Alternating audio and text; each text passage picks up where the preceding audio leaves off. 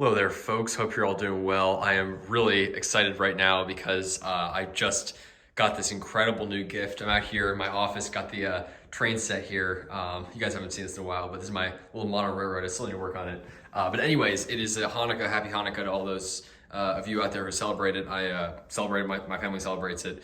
And this was one of my Hanukkah gifts. I also got some really cool cacti, succulent, and plant books, which I'm incredibly excited about, palm books. So I'm very excited about that. But this is probably the top of my excitement. I'm just so excited to have this. This is a Chamaedorea radicalis palm. I can't believe this. It is such a cool species. I believe it's from Tamaulipas, which is the region like just south of Texas. Like south of southernmost Texas in northeastern Mexico. So I mean, most of the region is tropical, but this palm is from up in the mountains at pretty high elevations, which is what gives it its hardiness. Chamaedorea is just a fascinating genus of palms, and I would say this is without a doubt, I mean, I would say this without a doubt, the hardiest tropical looking palm in the world. Of course, many people, when they see lots of palms, they think they're tropical looking. And of course, palms like Tricharpus fortunei give a garden and a sort of, tropical flair, I guess you could say. But this is a truly tropical looking palm. If you just saw this, you'd think it's native, somewhere in the tropics, which I mean, it's native to basically what's close to a tropical climate, way up in the mountains.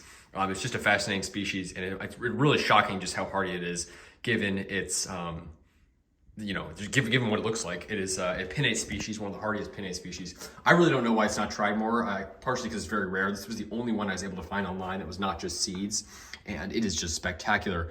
Yeah, my mom got it for me, which is incredibly nice. And what was I going to say? Yeah, it's just a fascinating species.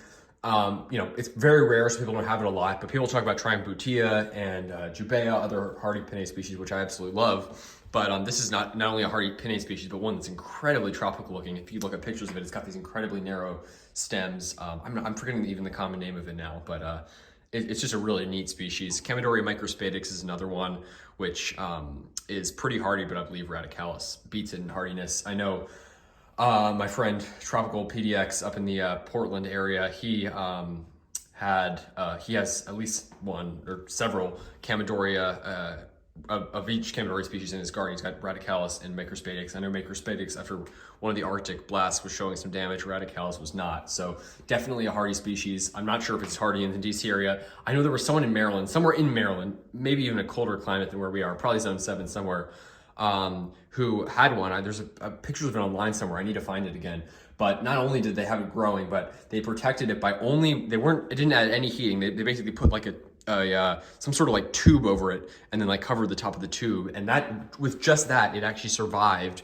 I think it might have died to the ground, but it survived and grew back after the 2014 Arctic blast, literally with just a covering, no added heat or anything like that. So if it could survive, one of the coldest winters we've ever had, with just that, I'm giving it a good chance here. And now that I got my Serenarepens, my Nanorops Russiana, I got several new rare hardy species that I want to try that I'm going to be planting in spring. So I cannot wait. I'm so incredibly pumped about this. Yeah, Chamaedorea radicalis here, and quite a good size one. I don't know how fast growing they are, but this is, probably, certainly from seed, probably would take a while. So it's much more efficient for me than just buying seeds and trying to grow it. I'm so excited about this. I just want to share that with you guys. So I will be planting this one. I think I've already got a spot. There's a spot right in the front of my house, very protected right up against the house. They're very tolerant of shade as well. So, because they're understory palms. So that should be a good location. It's very shady, but it's also incredibly protected from wind. And then, yeah, I'll probably just cover it with something. I really do want to get your guys' feedback. So those of you who know about them, who grow them, especially people, I know that the Pacific Northwest, they do really well. I know there's some people way up north, up into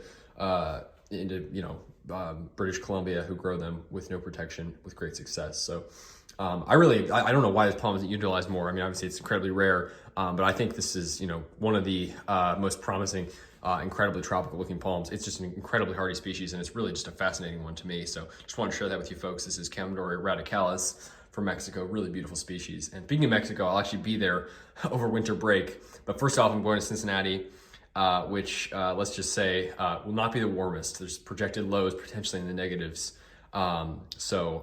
Give me quite a shock, but then we're going off to the native habitat of Chamaedorea radicalis, but on the west side of the country. We're heading over to Baja California, so I'm super excited, and of course, it's gonna be nice and palmy. I cannot wait. I'm so pumped, and of course, I keep you guys updated, so I just want to share that with you folks. Like, subscribe, more videos, stay tuned, and take care. Let me know your thoughts on Chamaedorea radicalis and its prospects in an average zone 7 winter, because obviously the bad winters, no doubt, we'll be putting some protection on this thing, but the average winter I'm planning on protecting it, but I want to get your guys' thoughts. So stay tuned for more videos, like, subscribe. Have a good one, folks. Take care.